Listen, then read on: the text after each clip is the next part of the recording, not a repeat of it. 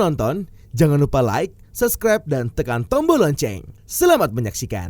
Patah tulang merupakan salah satu penyakit yang pemulihannya butuh proses.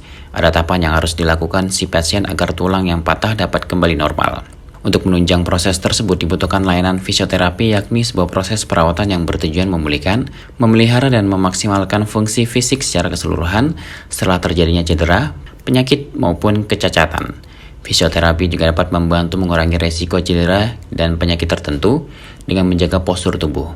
Proses fisioterapi mencakup rehabilitasi, pencegahan cedera, serta promosi kesehatan dan kebugaran. Syamsuddin AMD-FT menjelaskan orang yang mengalami patah tulang, langkah pertama yang dilakukan adalah tindakan dari dokter ortopedi. Dalam menangani patah tulang, dokter ortopedi akan menanyakan keluhan yang dirasakan, kronologis kejadian, dan riwayat kesehatan. Selain itu, dokter akan melakukan pemeriksaan fisik khususnya pada area yang mengalami cedera atau patah tulang. Pemeriksaan ini dilanjutkan dengan pemeriksaan pendukung menggunakan foto ronsen untuk melihat kondisi tulang dan jenis patahnya. Ada 3 yang dipilih dokter ortopedi tergantung kasus yang dialami si pasien, yakni pemasangan gips, pemakaian sling atau perban khusus, dan operasi. Ahli media fisioterapi menjelaskan selama fisioterapi, koordinasi dengan dokter ortopedi tetap dilakukan agar penanganan fisioterapi tidak menimbulkan masalah baru.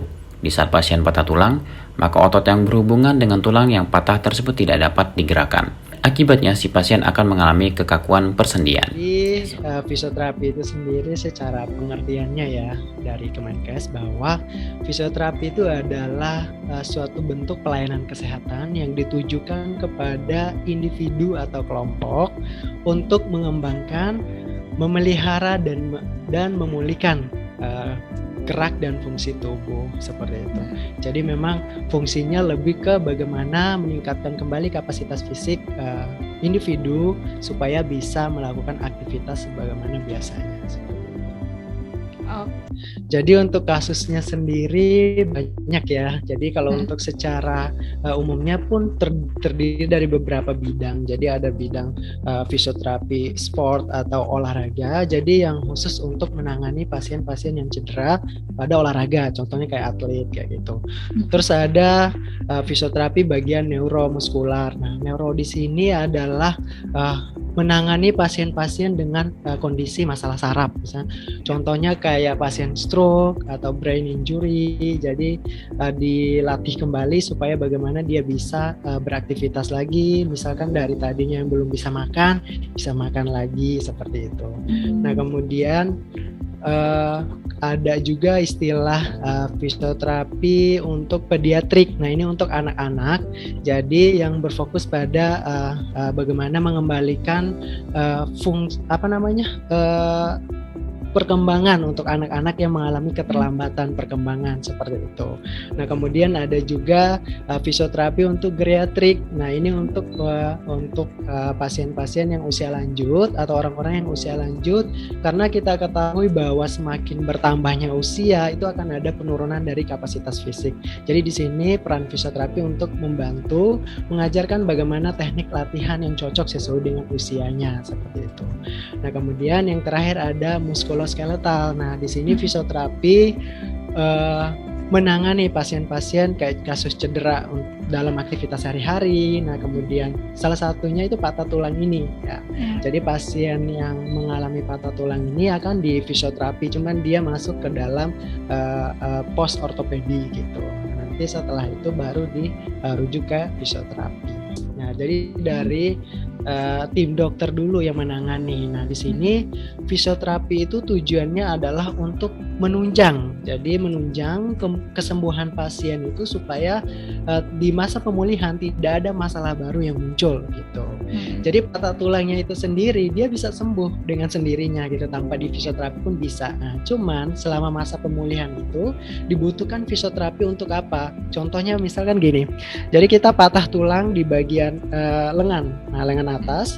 Tapi karena selama masa fiksasi, selama masa imobilisasi, jadi imobilisasi itu dibiarkan tangannya biar nggak gerak. Nah, jadi selama itu otomatis akan ada masalah baru yang muncul. Nah, contohnya apa? Kekakuan sendinya, kemudian ada penurunan ototnya. Nah, inilah peran fisioterapi supaya bagaimana persendiannya tadi bisa normal kembali luas gerakannya, terus otot yang tadi menurun bisa naik kembali kekuatannya seperti itu.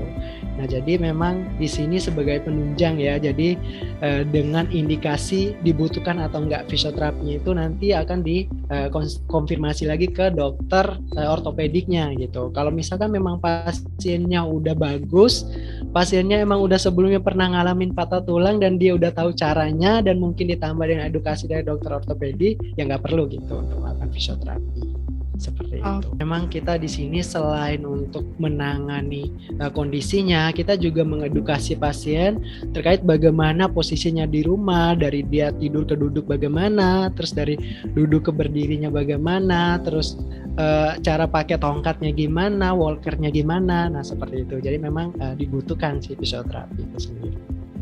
Jadi untuk masa kapan fisioterapinya sendiri ada 2 ya. Jadi yang pertama itu di masa imobilisasi atau masa saat ini masih dibungkus dengan gips atau pasca operasi.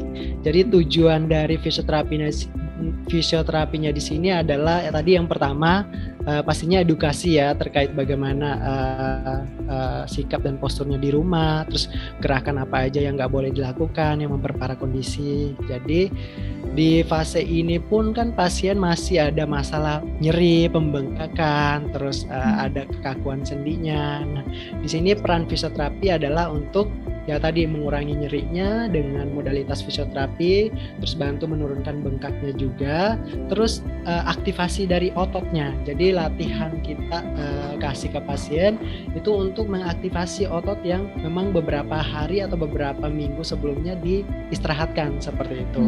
Jadi teknik yang kita pakai pun di sini ya memang harus sesuai dengan kondisi pasien ya. Jadi nggak semua asal kita gerakan aja kayak gitu, enggak. Jadi ada ada teknik-tekniknya sendiri. Contohnya misal tekniknya harus pakai yang isometrik. Nah, isometrik ini adalah gerakan yang kontraksi otot tapi tidak melibatkan gerakan. Nah, tujuannya adalah untuk supaya posisi tulang yang baru aja patah itu tetap aman seperti itu. Terus di fase yang kedua yaitu setelah dinyatakan sembuh atau garis patahnya itu udah bagus lagi. Nah, jadi di sini disarankan fisioterapi adalah untuk bagaimana adaptasinya terhadap lingkungan barunya pasien. Jadi dengan kondisi pasca cederanya, pasca patah tulang atau rehabilitasinya yang lumayan lama, di sini kita mengajarkan bagaimana adaptasi kembali, kemudian meningkatkan kapasitas fisiknya yang tadi mungkin dia kerjanya nggak terlalu maksimal, jadi sekarang kita bagaimana supaya dia bisa balik lagi seperti dulu. Menurut fisioterapis Rumah Sakit Beta Medica ini, ada 2 fase fisioterapi untuk pasien patah tulang, yakni saat masa pemulihan dan saat kondisi tulang yang patah sudah sembuh. Untuk masa pemulihan, biasanya pasien akan merasakan rasa nyeri yang pengobatannya dapat ditunjang oleh layanan fisioterapi.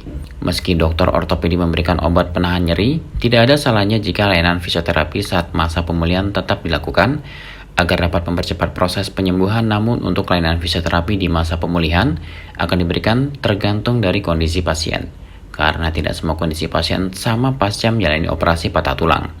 Hal ini sangat dipengaruhi oleh kondisi kesehatan, bentuk badan, kebiasaan, dan aktivitas pasien. Fisioterapis akan memberikan perawatan yang sesuai dengan kebutuhan dan kondisi masing-masing pasien. Ahli fisioterapi juga akan memberikan saran dan informasi tentang hal-hal yang dapat mempengaruhi kehidupan sehari-hari si pasien, seperti bagaimana teknik mengangkat atau membawa barang yang benar, dan sebagainya yang membantu mempercepat proses penyembuhan. Tim Eljon Media melaporkan.